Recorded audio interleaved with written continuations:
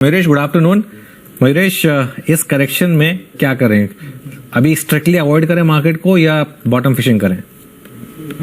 Afternoon, Anuj ji. Afternoon, Harshada ji. Afternoon, Viru ji, and afternoon to everyone on the panel. So I think we have offloaded most of our stocks MSI के portfolio में, और जैसे दीपन ने भी कहा, ऐसे लग रहा है कि शॉर्ट टर्म टॉप शायद मार्केट के लिए बन गया है। अभी एक्चुअली क्या होता है पॉलिटिकल सिनेरियो में in terms of number of seats, PM candidate को लेके आई थिंक काफी कुछ चर्चाएं चल रही हैं। कौन हो सकता है, किंग मेकर कौन हो सकता है, तो काफी अनिश्चितताएं हैं मार्केट को पॉलिटिकल फ्रंट पे, और इसकी वजह से शायद अगले कुछ दिन जब तक पूरी स्पष्टता ना आए, I think markets will be in a Limbo. Having said that, जो अनुज जी आप पॉइंट रेज कर रहे थे, कोई भी सरकार आए, even if it comes in the NDA form with coalition partners और अदरवाइज, इकोनॉमिक प्रोसेसेस को रिवर्स करना बहुत मुश्किल हो जाता है।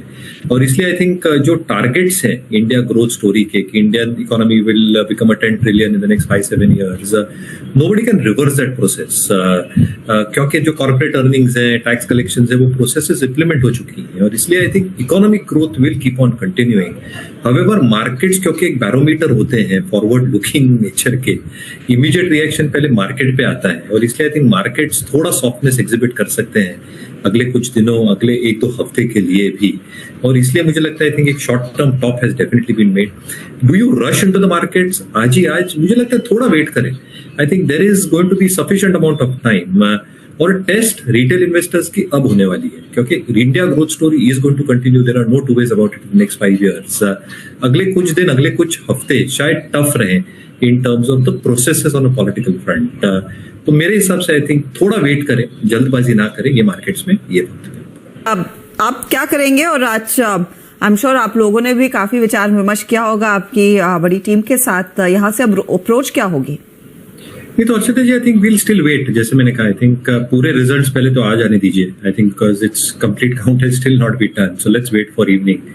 आई am still very very optimistic कि अगर यहाँ से नंबर सुधरते हैं तो मार्केट्स में शायद रिएक्शन आएगा, बट क्या पॉलिटिकल गतिविधियां होती हैं इसके बाद, ये देखना जरूरी होगा अगले 2 से 3 दिनों में।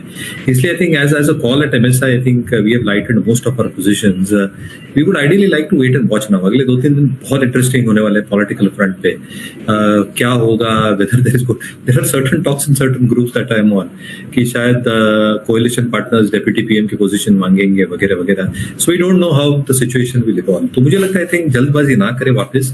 Don't also get nervous. I think ये पार्ट एंड पार्सल होता है बड़े इवेंट के बाद।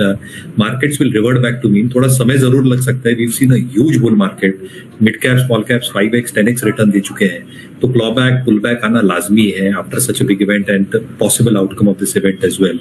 बट नर्वस नहीं होइए, क्योंकि I think Indian growth story continues. But I think please watch out, and at least we'll watch out for the next few days and not be very very aggressive in the markets. We will be in a wait and watch mode.